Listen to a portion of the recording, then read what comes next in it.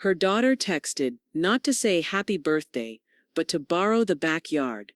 Evelyn Grant, 77, read it once and deleted it. By then the house had been retitled, the trust updated, and every assumption erased. She'd spent a lifetime being their foundation, quiet, steady, expected. This year she gave herself the only gift they never did: boundaries, and when they came with balloons, the deadbolt answered for her. Wait. Before we go any further, I gotta ask, where are you watching from? Drop it in the comments, and don't forget to subscribe. The first sound Evelyn Grant heard that morning was the distant creak of the radiator coughing back to life. She reached for her phone on the nightstand, with a motion as familiar as breath. The screen lit her face pale blue. No notifications, no calls, no messages, just the time. 7:04 a.m. and the date beneath it, bold and centered, July 18. Her thumb hovered over the text icon, then fell back. They had forgotten. Again, she swung her legs over the side of the bed, the wood floor cool against her soles, and stood slowly, as though rising would make it untrue. Her knees ached, the way they always did when it rained the night before. In the kitchen, she flicked on the kettle and moved like muscle memory through the motions: tea bag in the mug, splash of oat milk, 2 teaspoons of sugar. She turned toward the window, watching droplets race each other down the glass. The steam curled upward like a ghost. No knock, no footsteps, no laughter bouncing off the stairs like years ago. Evelyn set her mug on the counter and looked again at her phone. An Instagram notification buzzed through. Rachel Grant NYC just posted a story. She clicked it. There was her daughter, bright smile, posing with 2 other women over mimosas at some cafe downtown. The caption read, "Brunchin' with the best, family first, grateful heart." Not a single word about Evelyn. Not a mention, not even a photo from last year recycled out of guilt. The spoon clinked hard against the sink. At 9:12 a.m., another buzz. A text. "Jason, hey, can I borrow your car this afternoon? Rachel's got a showing and mine's still in the shop." No greeting, no happy birthday. Just more taking. She didn't respond. Not yet. The front porch creaked gently. Evelyn didn't bother looking up. Probably another delivery driver dropping off a package that wasn't hers. But then came the knock. 3 short taps. Familiar. She opened the door to the sight of Marjorie Davis, her neighbor of over 50 years, wearing a soft pink sweater and holding a small white box topped with a crooked blue candle. "Well, hell," Marjorie said, stepping in without waiting. "You didn't think I'd forget, did you?" The scent of vanilla and buttercream filled the entryway. Evelyn's throat tightened, but she said nothing. She motioned for Marjorie to come in, and they sat at the table as the kettle whistled again. "They forgot again," Evelyn said, her voice even but glass thin. Marjorie didn't blink. "Don't remind them," she said, pulling the candle from the box.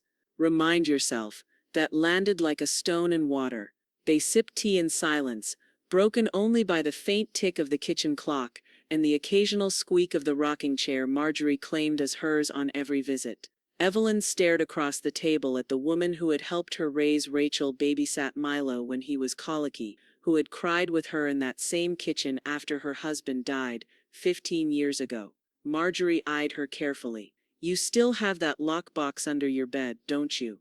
Evelyn's spoon froze mid-stir. "Why?" Marjorie shrugged, eyes sharp. "I think today's the day you open it." After Marjorie left, Evelyn washed the mug, then dried it meticulously. She went upstairs, every creak of the staircase sounding louder than usual, as if the house itself anticipated something. In her bedroom, she knelt with effort, reaching beneath the bed where the shadows gathered. Her fingers brushed the edge of cool metal. She dragged it out slowly, an old brass lockbox, scratched from decades of moving and untouched for years. The key, still tucked behind a loose drawer panel, clicked into place with a stiff turn.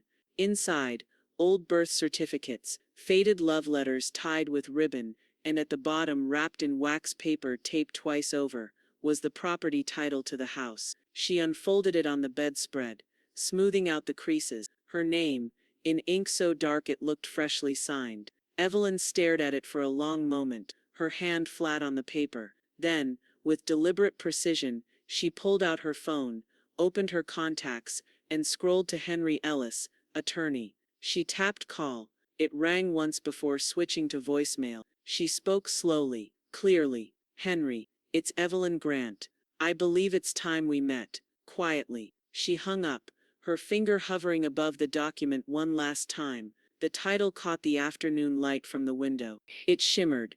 Evelyn closed the lockbox, eyes sharper than they'd been in years.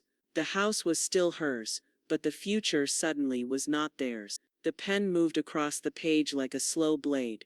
"To those who forgot me." Evelyn paused, letting the ink settle as she stared out at the overcast morning. The living room was dim, quiet except for the ticking of the grandfather clock, her husband's now hers alone. On the coffee table sat a single birthday card from Marjorie, the only proof the day before had even happened. Its gold foil still caught the light. Stubbornly cheerful, she returned to the letter. Her hand didn't shake, but her breath did. "I gave time, warmth, and the kind of loyalty that asked for nothing. I was repaid in silence. This is not a story you'll read in a will. It's the one I lived." She stopped again and underlined the word lived. Her phone buzzed from across the room. A voicemail icon lit up. She picked it up slowly, checked the number, and nodded. Henry hadn't answered yesterday. He would now. She tapped his name and left a message. "Henry, it's Evelyn. We need to meet, quietly, not over email." Her voice didn't flinch. Sooner rather than later. As she ended the call, another alert slid across her screen. "Rachel Grant NYC just posted a new listing." Evelyn's finger hovered, then tapped. The photo showed Rachel in a sharp blazer, arm draped casually across a white marble kitchen island. The caption, "Nothing matters more than family. Helping generations find their dream home # legacy matters."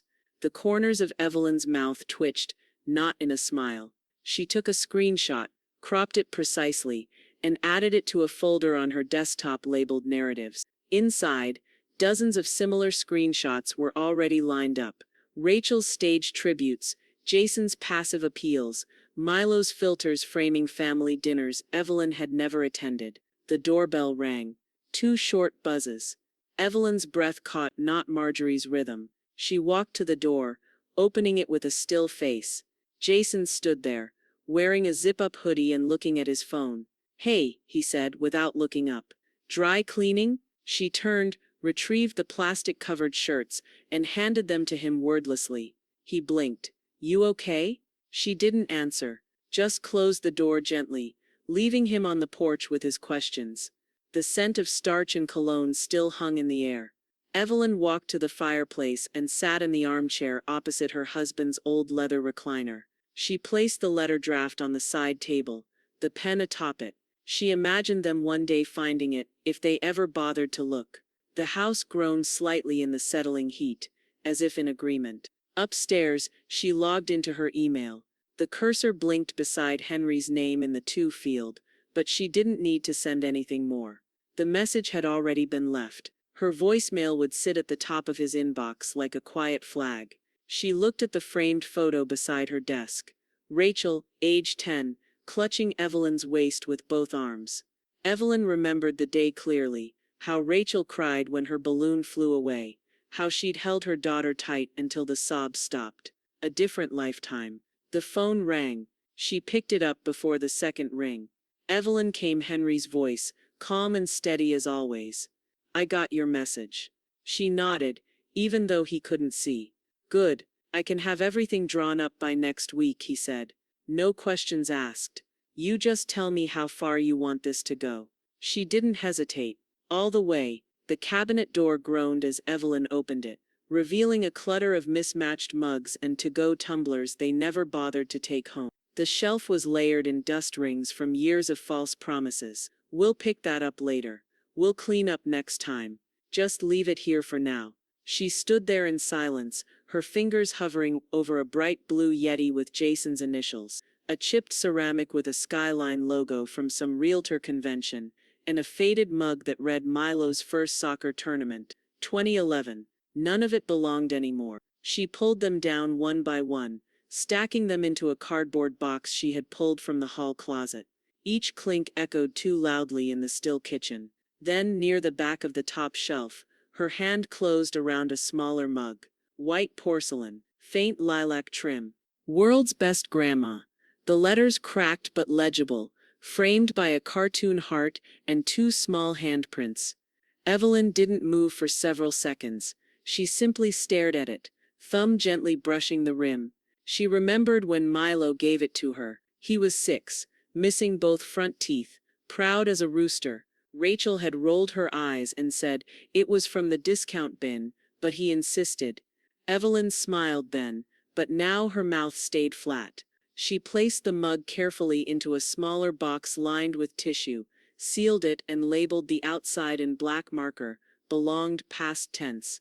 The scent of lemon cleaner lingered from the wiped counters. She ran the cloth over them one more time anyway, more out of habit than need, wiping away fingerprints that hadn't been there in weeks. The doorbell rang. She already knew who it would be. Marjorie stood holding 2 cinnamon rolls wrapped in foil and a half smirk. "I brought sugar, because that house still smells like disappointment." Evelyn stepped aside to let her in. "It's fading." They sat at the kitchen table, which now felt like it had more room to breathe. No half-empty wine bottles, no forgotten earbuds, no energy of people who treated the house like a borrowed coat. Marjorie took a bite and pointed her fork. "I left my daughter out of mine too. 10 years ago." Evelyn looked up. "She said I'd regret it when I got old." Marjorie chewed slowly. "I told her I'd already gotten old. The regret? That was hers to keep." Evelyn let the words sit, then nodded once. "What happened?" She never asked again. Marjorie licked her thumb, then leaned in. "I sleep better. That's what happened." After she left, Evelyn went room to room, checking mail piles, drawer contents and bills. She opened the utility account online and clicked the small blue link, Change Account Holder. She entered her own name.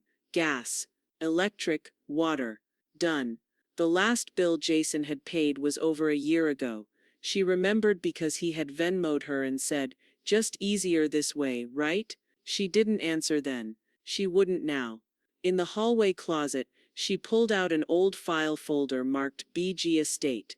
Inside were scribbled notes from her husband, back when he was still healthy, meticulous with paperwork. His handwriting looped through the margins. "Keep it clean. Never assume they'll act right. Protect what matters." A small smile tugged at the corner of her mouth. The sound of her phone vibrating against the granite countertop pulled her back. She walked over slowly, wiping her hands on a dish towel. "Rachel," she tapped the message open. "Hey, forgot to ask. Can we host Milo's birthday at your place next month? Should be about 20 people. Backyard's perfect." Evelyn stared at the text, the blinking cursor in the response box. Then she turned the phone face down. She didn't pour the coffee, didn't reply. The message sat in the thread like it still breathed, Rachel's cheery assumption draped in emoji and entitlement. Evelyn read it again, before replying, her fingers steady on the keys. "I won't be available then." Simple, precise, painless. But it cracked the false piece wide open. The response came faster than she expected. "Jason, seriously. We rely on you for this stuff. It's Milo's birthday." Evelyn stared at the word rely, as if it had fangs. She didn't bother responding. Instead, she opened the drawer beside her desk, pulled out a manila envelope, and slid out the freshly printed property valuation Henry had sent over 2 days ago. The paper still smelled faintly of toner. She laid it flat on the dining table, reaching for a red pen. Her eyes scanned the dense lines of legal language until they landed where her attention had been circling for days. Transfer clause, primary residence, successor beneficiary rights. Each phrase was circled, each word underlined with deliberation. She didn't need to be a lawyer to understand what it meant. Ownership without assumption, authority without apology. The pen tapped against the paper softly, methodically. She sat with it. Sat with what it meant, then rose to pour herself a drink. Not tea, not wine, just cold water, ice clicking into the glass like punctuation marks. Later that afternoon, Marjorie let herself in through the back door with a small bag of kettle-cooked chips and a chilled bottle of white wine. "Tell me you finally said no." "I did," Evelyn said, handing her a glass. "Politely." Marjorie raised hers, to polite revolutions. They clinked glasses.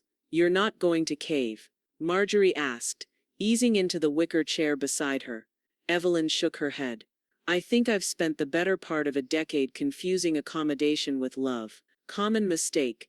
Marjorie chewed her chips loudly, unapologetically. "But at a certain age you stop asking the wrong people to understand you." Evelyn took a sip of her wine, the glass chilled against her palm. "Henry's preparing the papers. I circled the terms I want enforced." Marjorie gave her a look that could cut glass. "Make the clean cut. No soft gloves." Later that night, Evelyn sat at the kitchen table beneath the pendant light, her laptop open, her clinic's online portal glowing softly against the dark room. A few clicks, a confirmation screen. Emergency contacts. Rachel Grant. Removed. Marjorie Davis. Primary contact. She stared at the screen for a long second, then shut the lid. No tears, no shaking hands, just silence and decision. She moved with purpose now. From the drawer beneath the stairs, she retrieved the stamped envelope Henry had included in his last mail packet. She slipped the revised clauses and valuation form into it, double-checked that her signature was in ink, not digital. This had to feel permanent. Final. Evelyn sealed the envelope and walked to the front door, slipping on her coat. The night air was brisk. July evenings in Rochester always had a surprising bite to them. The mailbox was 2 blocks away. She walked it. The sounds of crickets. Distant laughter from a neighbor's porch. The faint clink of wind chimes. Her footsteps soft on the sidewalk. At the blue mailbox, she stood for a moment, fingers resting on the metal lid, and then without hesitation she let it drop. The envelope made a hollow thunk inside, a sound that echoed louder in her chest than on the street. The pen hovered just above the line.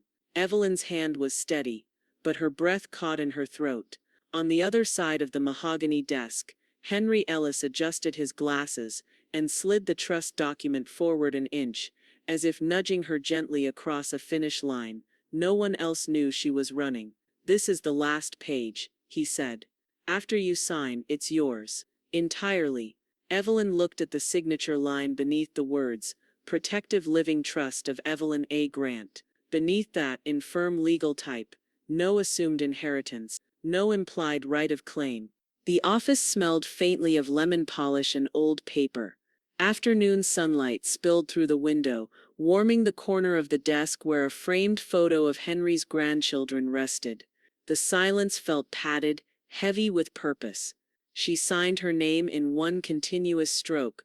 Henry nodded, sealing the folder. "With this, the house becomes part of the trust. No one can touch it unless you allow it. No default heirs, no probate, no surprises." Evelyn exhaled slowly, then sat back in the leather chair. "I'm done giving them the benefit of assumptions." He smiled faintly, familiar with that edge in her voice. "You understand, once this is filed, it's protected from future claim, even family." "That's the point," she said. Her voice dry as salt. Halfway through their meeting, her phone buzzed. She glanced at the screen. Rachel Grant. "Hey, can we store our bikes in your garage for a bit? New place has no space." Evelyn stared at it for a moment, then put the phone down without responding. "They don't realize the locks have already changed," she murmured. Henry opened a second document. "There's one final clause you asked me to draft. Do you want to include it now or wait?" She skimmed the paragraph. "No inheritance shall be granted based solely on familial relation. Beneficiaries must be designated in writing by the grantor and demonstrated to be of meaningful sustained presence or contribution." She underlined the final sentence with her fingertip, then nodded. "Include it." As he slipped the amendment into the file, Henry gave a small approving breath. "I've had clients cut out children, spouses, even siblings, but very few do it with this level of foresight." "It's not revenge," Evelyn said. It's preservation of dignity, of truth. He looked at her for a long moment, then leaned back. You're sure this is what you want? Evelyn folded her hands in her lap. They treated the house like a given. I'm reminding them it was a gift. Outside the office, a car honked distantly. Somewhere, someone argued on a phone in the hallway. But inside, the space was still. Henry slid the sealed folder into his briefcase. Once I file this, there's no backpedaling. Evelyn stood and gathered her purse. Then don't hesitate. He held the door for her as she stepped out. The air in the lobby was cool, the scent of printer toner sharp in her nostrils. As she walked toward the exit, her phone buzzed again. This time from Jason. Did you say yes about the bikes? We'll swing by tomorrow. Evelyn didn't even slow down. The shutter clicked softly in the stillness. Evelyn stood in the doorway of the dining room, camera in hand, focusing on the corner cabinet with its chipped glass and brass hinges. Inside, porcelain birds and faded china gathered dust beside memories no one had asked about in years. She pressed the shutter again. Click. To them, it had always been just furniture. To her, it was a history book. She moved slowly, deliberately, room by room, taking photos, not for them, but for herself, for the record, for the quiet justice of naming things before they were forgotten. The living room still held the deep green armchair her husband always read in, the one Jason had once suggested, finally tossed to make space. Evelyn took a close-up of the frayed armrest, where Barry's hand had rested night after night. Upstairs, the guest room was a gallery of abandonment. Rachel's old varsity jacket hanging on the back of the door, Milo's forgotten Rubik's Cube on the dresser, and in the closet, preserved and forgotten, Rachel's wedding dress. Ivory lace, still sealed in the garment bag, with a note pinned to the hanger. Be careful with this, Mom. I'll grab it soon. That was 7 years ago. Evelyn unzipped the bag slowly. The dress smelled faintly of mildew and rosewater perfume. She laid it across the bed like a ghost she no longer had to carry alone. By late morning, Marjorie arrived with coffee and cardboard boxes, wearing her usual lavender windbreaker, and no patience for pity. That the famous gown? She asked, nodding at the bed. Evelyn didn't answer directly. She folded the dress carefully and placed it into the box, layering tissue between the folds. As she taped it shut, she whispered more to herself than to Marjorie. She'll remember it when it's too late. Marjorie held out a black Sharpie. Label it for what it is. Evelyn wrote, return to sender. Or don't. The two women worked in quiet rhythm, boxing up books, old shoes, linens, costume jewelry. Each object was a memory Evelyn had already let go of. Some were harder than others. She paused over a small ceramic figurine, a mother and child with entwined arms. It used to sit on her nightstand. She placed it in a separate box and labeled it Women's Shelter. Donation. That's going to mean more to someone who doesn't have a family pretending to care, Marjorie said as she carried another box toward the front door. Evelyn nodded, her arms wrapped loosely around herself. The house felt lighter, room by room, but her chest felt tighter, like it knew what she wasn't saying out loud. Her phone buzzed. She almost didn't look. Milo posted a story. She clicked. A filtered photo of Rachel, Jason, and Milo at a steakhouse booth. Everyone smiling. Milo's caption, family dinner, love these two. No mention, no invite. No space left at the table, just like always. Evelyn set the phone down and turned back to the file folder on the kitchen counter. It was still open from the night before, pages of legal ink and legacy protection. She reached for a pen. There was one more name she hadn't written, not blood, but consistent, loyal, present. She added it with no hesitation. Marjorie Davis, beneficiary, 25%. Interest in trust assets, non-residential allocation. She signed the bottom of the update and reached for the phone. As she took a photo of the signed document for her records, she caught her reflection in the window, calm, composed, and for the first time in years, completely unafraid of being alone. The knock was not polite. It was rapid, impatient, followed by the unmistakable squeak of Rachel's voice bleeding through the front door.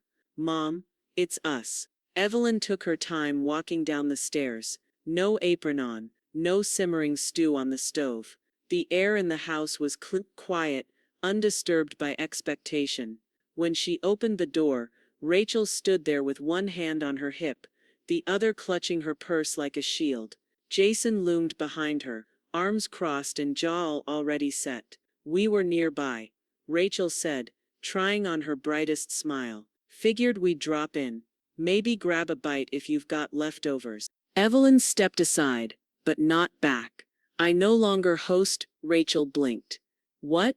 "I no longer host," Evelyn repeated, her voice flat but not cruel. "If you're hungry, there's a diner 3 blocks west. They still serve until 9. Jason let out a breath through his nose. "We barely make ends meet, Evelyn. Do you really need to be petty?" Evelyn turned toward the kitchen, not inviting them in, then stopped treating people like furniture. Rachel followed her into the entryway, taking in the strangely sparse kitchen, the counter clear, the sink empty, no aroma of baked bread or stewed chicken. It unnerved her. "So that's it now?" Rachel said sharply. "You're just distant?" Evelyn opened a drawer and pulled out a folded piece of paper. She walked it over and handed it directly to Rachel. Rachel unfolded it slowly. It was a list of names, her handwriting unmistakable. Evelyn Grant's 76th birthday dinner. RSVP list. Everyone listed had declined. Some never replied at all. Rachel read it, cheeks flushing. "You kept this." Evelyn tilted her head. "You never asked why there wasn't a celebration this year. Maybe this will help." Jason scoffed, then took a step toward the door. "Come on, Rack. This is stupid." Rachel didn't move. Her eyes were still locked on the paper. Just then Evelyn's phone buzzed on the kitchen counter. She didn't check it immediately. She turned her back to them and began rinsing out her tea mug, calm, precise, unaffected. Jason's voice broke the silence. "Is this about the trust stuff? We heard rumors you're making changes?"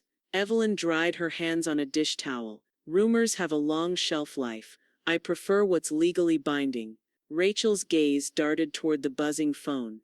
On the screen, clear as day, flashed the name, Henry Ellis, attorney. Her stomach dropped. "What's he got to do with anything?" Rachel asked, the edge sharpening in her tone. Evelyn picked up the phone and tapped the screen to silence it. "More than you do at the moment," she said softly, then turned her back to the room entirely. As they lingered in the doorway, waiting for something else, maybe guilt, maybe a crack in her resolve, her phone vibrated again. This time a text from Marjorie lit up the screen. "Marjorie, just got confirmation. Your file is sealed. Ironclad. No contest." Evelyn smiled, just a small private thing, as she slipped the phone into her sweater pocket. The pen didn't tremble this time. Evelyn sat beneath the soft glow of her reading lamp, the late evening pressing gently against the windows. Her hand moved slowly, precisely, across the parchment header that read Statement of Intent, Evelyn A. Grant Trust. The quiet in the room felt surgical, deliberate and clean. She adjusted her glasses and reread the first line, then added her final note beneath it. "Neglect is an action. So is removal." She paused, letting the weight of those 6 words settle on the paper like snowfall. Then she signed her name in long, sweeping cursive. Not rushed, not bitter, just done. Across the room, the antique clock chimed 8, each strike echoing like the end of a chapter. She placed the signed document in a manila envelope and sealed it. It felt heavier than paper should, thick with history and correction. Henry's office had already prepared the final version of the living trust, but the statement of intent would act as its soul, the voice behind the law, the one they couldn't claim they never heard. The next morning, Evelyn walked the envelope to her mailbox herself, dressed in her pressed slacks and wool cardigan like it was Sunday service. She raised the red flag and let the door clang shut behind it. That sound, tin on metal, felt more satisfying than anything Rachel had said to her in the last 3 years. At the clinic later that week, Evelyn sat with the nurse practitioner and handed over a notarized form. I need to update my power of attorney. The nurse scanned the document, eyes widening slightly. You're replacing your daughter? Yes. And the new agent is Marjorie Davis. Evelyn gave a crisp nod. She answers the phone, and she shows up. By the end of the appointment, the change was logged. Final. Back home, Evelyn sat at her desk and opened a new tab on her computer. She researched local charities, combing through organizations Milo never knew existed. One caught her eye, a literacy outreach program for at-risk teens in the city's East End. Their mission resonated like something long buried, but suddenly alive. She filled out the donation form, using part of the account she'd once imagined leaving to Milo. In the note section she typed, "In honor of Milo Grant, whose name may inspire more than his actions have." She didn't feel cruel writing it. She felt clear. The email came in just before dinner. Subject line, "Hey, what's going on with the house stuff?" It was from Rachel. No greeting, no apology, no warmth, just 6 words that sounded more like a customer checking on a late order than a daughter reaching out. Evelyn stared at the blinking cursor in the reply field. A storm of sentences passed through her mind, some sharp, some scathing, others clinical and cold, but none of them were necessary. Instead, she clicked the trash icon. The email vanished into digital ash. She returned to her contacts list. Her thumb hovered for only a second over Rachel Grant. Then she tapped Edit, scrolled to the bottom and selected Delete Contact Gone. The silence in the room grew stiller, somehow deeper, but not empty. Evelyn leaned back in her chair, folded her hands over her lap, and closed her eyes for a moment, not to mourn, but to let the dust settle. Behind her, wind stirred the chimes. Marjorie had hung outside last spring. They rattled gently, like laughter through glass. The phone rang twice before Evelyn answered, but she already knew who it would be. Henry never called without purpose. "Evelyn," he said, tone steady. "The trust is filed. All documents have cleared. It's live and irreversible." She didn't speak right away. A soft breeze from the open kitchen window stirred the papers on her table, lifting one corner of the statement of intent like a page turning itself. "Thank you, Henry," she said, finally. "I needed to hear that out loud." "You're protected now," he confirmed. "No one can challenge it without going through a wall of reinforced law." Evelyn nodded silently, though he couldn't see her. A strange calm settled over her shoulders. Not relief exactly, something firmer. Closure with teeth. After she hung up, she poured herself a glass of water and returned to the garden, where Marjorie had left fresh-cut lavender bundled on the porch. The scent clung to her hands as she unwrapped it. Her phone buzzed with a social media notification she hadn't expected. Rachel Grant Nye just shared a memory. 6 years ago today, she tapped it.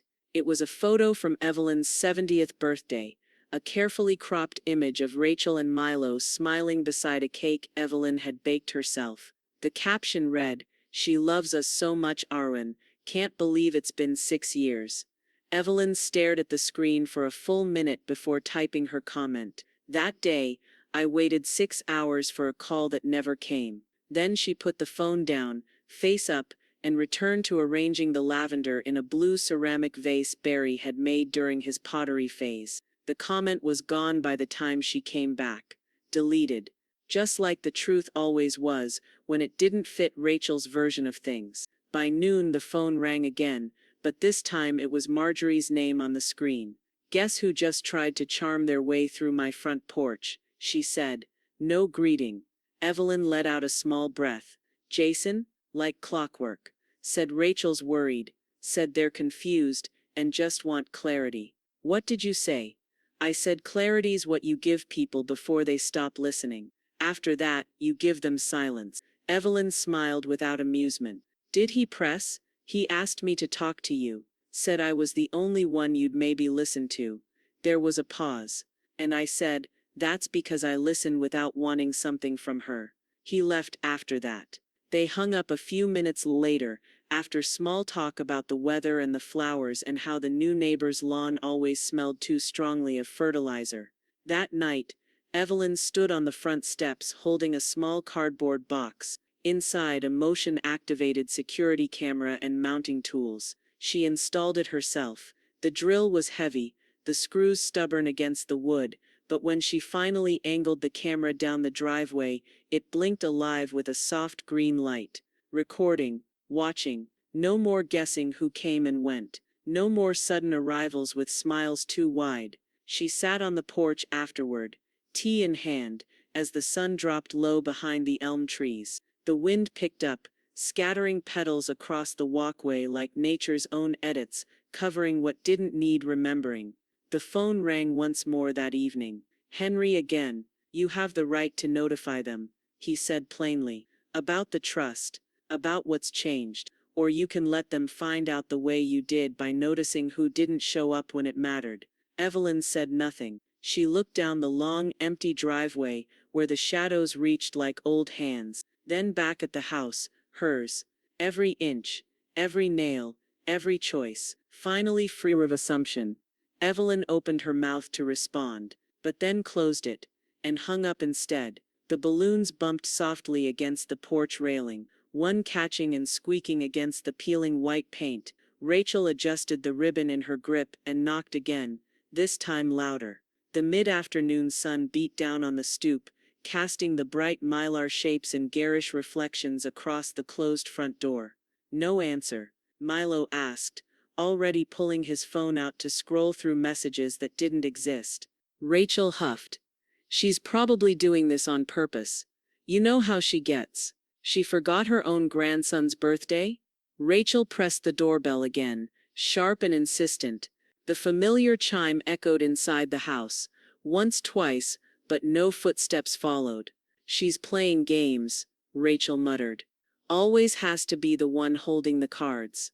In the backyard, Evelyn sat beneath the lilac-draped arbor with Marjorie, a porcelain teacup balanced on her knee.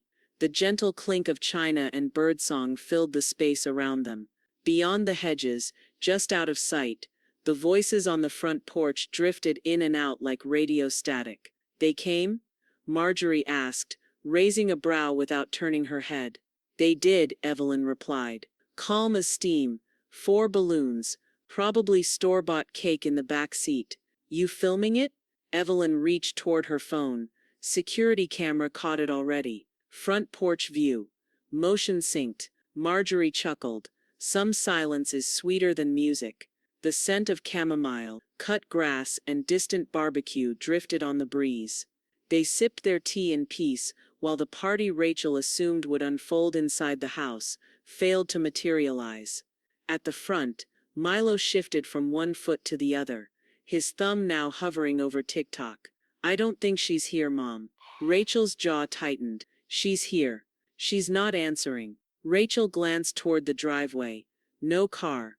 But that meant nothing. Evelyn always walked when the weather was nice. "She's doing this to prove a point," Rachel hissed. Inside the house, the lights remained off, curtains still, kitchen spotless, no one waiting. Later that evening, Evelyn sat at her desk with a checkbook and a quiet certainty. She opened a folder labeled Initiatives and removed a grant application she'd marked earlier that week. It was from a local nonprofit offering storytelling workshops and mental health support for overlooked seniors, especially widows, widowers, and those forgotten by family. She wrote the check slowly, deliberately, the ink sinking into the paper like roots. "Pay to the Order of the Grace and Dignity Foundation memo, in lieu of birthday traditions." Her hand didn't shake. From the kitchen came the soft ping of a phone notification. She left the check on the desk and walked over. "Rachel, you're being cruel." Evelyn stood there for a moment, the hum of the refrigerator the only sound in the room. She tapped the message bubble. "No, I'm being clear." She didn't hit send immediately. Instead, she reread it twice, then 3 times, then sent it. Across the room, the camera feed blinked. A still frame froze on Rachel and Milo standing at the door, the balloons now sagging in the afternoon heat. She saved the clip, not out of spite, but as record. Some stories, she thought, needed no narration. The envelope was thin, official, and bore no hint of sentiment. Just Rachel's name printed in crisp block letters across the front, the return address listed as Ellis and Ward, LLP. Estate law. She opened it over the kitchen sink with a butter knife, distracted, barely curious. It wasn't until the second paragraph that her eyes widened. "Jason," she called, voice sharper than glass. "You need to see this." He walked in holding a half-eaten granola bar, wiping his hands on his jeans. "What now?" Rachel held out the letter, fingers trembling as he read aloud. Notice of irrevocable trust realignment and protective reassignment of non-testamentary assets pertaining to the primary residence of Evelyn A. Grant. He stopped reading. "What the hell does that mean?"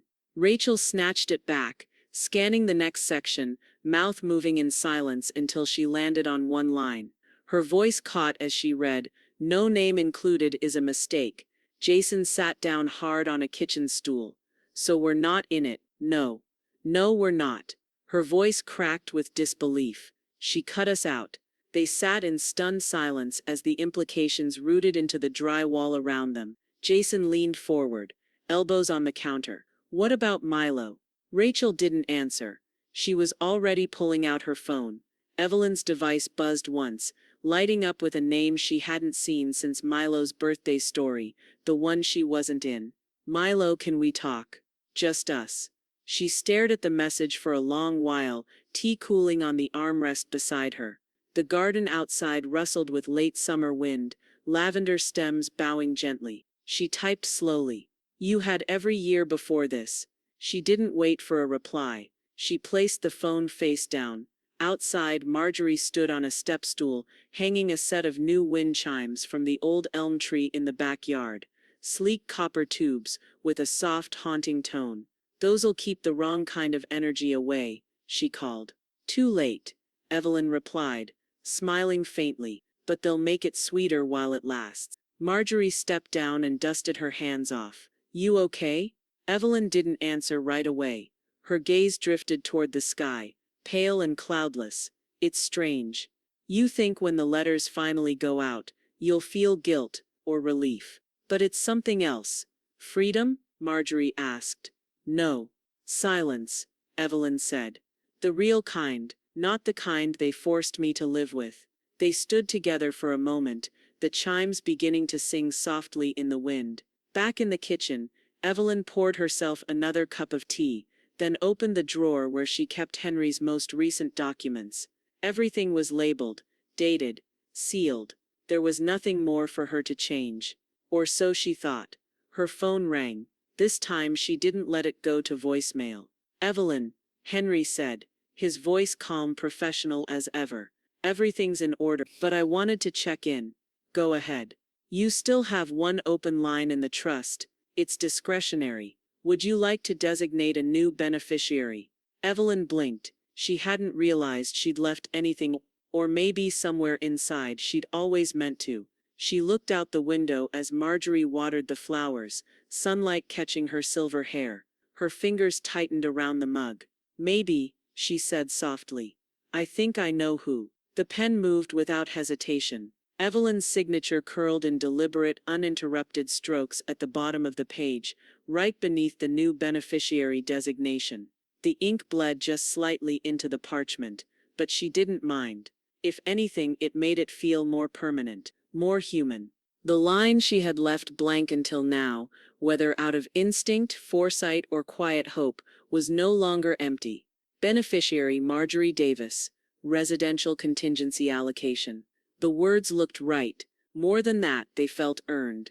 She slid the form into its folder and turned to the accompanying document, Statement of Cause. Her handwriting here was more personal, not legal. She chose her words carefully, not for the court, but for memory. Some people earn their place not by birth, but by presence. For every holiday filled with silence, she brought conversation. For every absence I endured, she showed up. I name her because she has never named herself as owed anything. She laid down her pen, then she exhaled like it was the first time she had truly breathed all week. Marjorie arrived later that afternoon, carrying her usual Tupperware of lemon bars and a rolled-up magazine she'd already read, but figured Evelyn might like. When Evelyn handed her the folder, she raised an eyebrow. More paperwork? No, Evelyn said. Just a confirmation of what already exists. Marjorie opened the folder slowly. Her eyes flicked over the typed name, the designation, the official seals. She froze. Her fingers trembled slightly against the edges. You added me? Evelyn poured tea into the two waiting cups. Formally, yes. I never expected. Marjorie's voice softened, faltered. I mean, I never would have asked. That's why you deserve it. Evelyn replied without looking up. You were never expecting anything. You just kept showing up. For a long while, neither of them said anything. The wind moved gently through the garden. The new chimes swayed and sang. The air smelled like lilac and oolong. Then Marjorie set the folder down and reached for her tea. Well, I suppose I'll just have to outlive you now. Evelyn laughed, dry and delighted. Good luck with that. That evening, Evelyn's laptop pinged with a new email. Subject: I'm sorry. From Milo. She didn't click it. The preview line read, I should have called. I should have come. I didn't know how to say it then, but I'm trying now. Her finger hovered over the mouse. Then, without anger or pause, she dragged the message into a folder labeled Too Late. She didn't open it. She didn't need to. Across town, Rachel and Jason sat stiffly in a corporate office, their lawyer an eager young man in too tight sleeves, shuffling through copies of the trust documents. She left no room for dispute, he said, sounding almost impressed. This was airtight when it was signed. And it's worse now. Your names don't appear anywhere. Rachel leaned forward, pale and angry. There has to be something we can do. Not unless she dies and forgot to update something, which legally she hasn't. Jason muttered. She's sharp as ever, probably sharper. The lawyer tapped the folder. Then there's nothing. You have no standing. Back in Evelyn's dining room, the evening sun spilled over the table as she opened a thick envelope marked certified copy. Deed transfer confirmation. She slipped out the papers and scanned them, her name now printed in bold across the top. Owner, Evelyn A. Grant Trust. Primary trustee, Evelyn A. Grant Designated Contingent. Marjorie Davis. She closed the envelope and slid it into her fireproof lockbox. The attic smelled like cedar, dust, and memory. Evelyn pulled open the old steamer trunk with both hands, the hinges groaning like an aging violin. Inside were decades of her life, tucked away not for hiding but for keeping, photographs in brittle envelopes, recipes handwritten on index cards, folded letters tied with blue string. She took each item out slowly, sorting them into piles with methodical grace. A photo of Barry holding baby Rachel on their first Christmas. Milo in the backyard sprinkler, chubby and sunlit. A letter from her mother warning her not to marry so young. A hand-drawn birthday card in crayon. To Grandma, I love you as much as chicken nuggets. No name, but she knew the handwriting. By dusk the dining table was covered. She opened a binder labeled Legacy Archive and began slipping each piece into sheet protectors. Not for her children. Not anymore. For something wider. For permanence. The next morning, Evelyn mailed 2 manila envelopes, one to the Rochester Historical Society, the other to the local branch library. Inside, copies of the most meaningful pieces, letters from wartime, recipes with smudged butter stains, even a photo of the house during the 1967 ice storm, icicles hanging from the gutters like spears. I'm not leaving them a past they can manipulate, she told Marjorie as she sealed the last envelope. I'm donating the truth. Marjorie grinned. Well, hell, that's the most badass thing I've heard all week. Later that day, as Evelyn returned from the post office, her phone buzzed with a familiar alert. Rachel had posted again. This time, family can hurt you most, but healing means walking away. A moody selfie accompanied the quote, her face turned slightly lit by soft window light, eyes red-rimmed.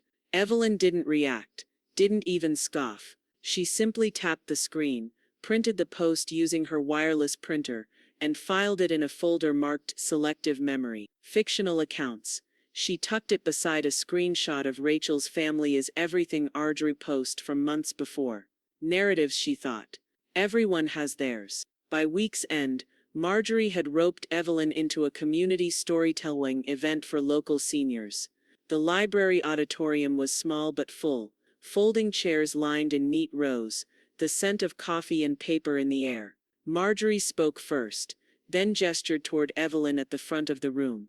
And now, the woman with more stories than this town has sidewalks. Evelyn Grant. Evelyn stood at the podium, back straight, her voice clear. I used to think silence was safety, she began, scanning the room. But sometimes the truth just needs better company. She spoke of her first job at the Woolworth's lunch counter, of Barry's jokes, of raising Rachel before there were car seats or babysitter apps. The room laughed, sighed, nodded. She spoke without bitterness, without omission. It was the first time she'd ever told her story aloud. All of it. Later, as the room thinned out and Marjorie packed up flyers, Evelyn stepped outside for air. The sky was beginning to pinken.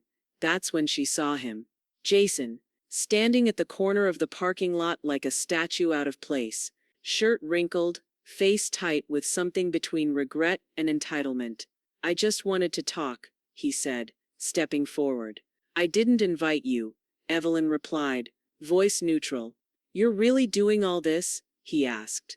Cutting us out, erasing us? She held his gaze. You were already gone. I just filed the paperwork. He opened his mouth again, but she raised her hand, not angry, just finished. You can leave now, Jason. After a pause, he did. She didn't watch him walk away. That night, Evelyn returned home to a large white envelope resting on her doorstep. Confidential offer Reed and Madison Real Estate. Inside, an unsolicited offer to purchase the house. High six figures. Cash ready. No contingencies. She sat at the kitchen table, the letter spread before her like a strange invitation. The walls around her whispered memories. Barry's laughter, Milo's giggles, even Rachel's teenage yelling. All of it still lived here. But so did her solitude, her clarity, her power. She poured a glass of wine and stared at the figure again.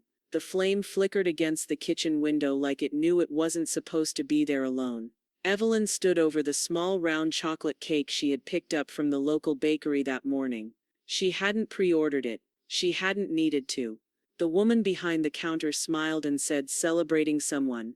Evelyn had answered truthfully, yes, finally. Now back home, she pressed the 77th candle into the soft frosting, one for each year they had forgotten, each year she had remembered, in silence. By the time she lit the last flame, the cake shimmered like a bonfire in miniature. The scent of cocoa and wax hung in the air. She didn't make a wish. She just stood there and breathed it in. The knock came gently, rhythmically. Marjorie. Evelyn smiled before she even reached the door. Outside stood her friend, dressed in her linen blouse and floral scarf, holding a bottle of red and wearing that look that said tonight is ours. Beside her was Henry, dapper in a blue blazer that didn't quite fit the season but perfectly fit the occasion. And Addison, Marjorie's niece visiting from Vermont, stood with a gift bag in one hand and a portable speaker tucked under her arm. Happy birthday, you stubborn miracle, Marjorie said, kissing her cheek. 77, Henry added, handing her a small bouquet of daisies, and still terrifyingly sharp. Evelyn stepped aside to let them in, the warm air from the house spilling onto the porch. Inside, candles glowed on the dining table, and soft jazz hummed in the background. Addison set up the speaker in the backyard, while Evelyn uncorked the wine. They dined under strings of bulb lights Evelyn had hung earlier that morning, with quiet pride.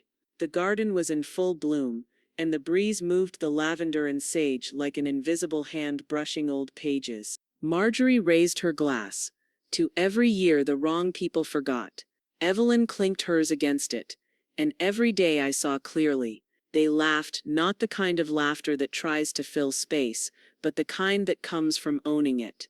After dessert, Addison handed Evelyn a wrapped frame. Inside, on cream linen paper, was a simple quote in calligraphy. Absence is also a message. Evelyn stared at it for a long moment, then nodded once. I know. Henry leaned back, glass in hand. You realize you've done it, right? Done what? She asked. Taken everything they thought they controlled and made it yours, without shouting, without asking.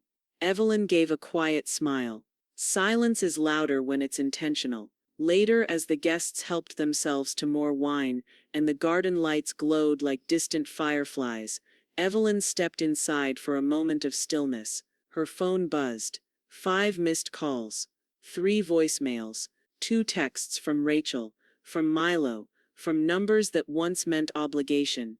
She scrolled through each with the emotional detachment of someone flipping through expired coupons. The messages all said different things, but none of them mattered.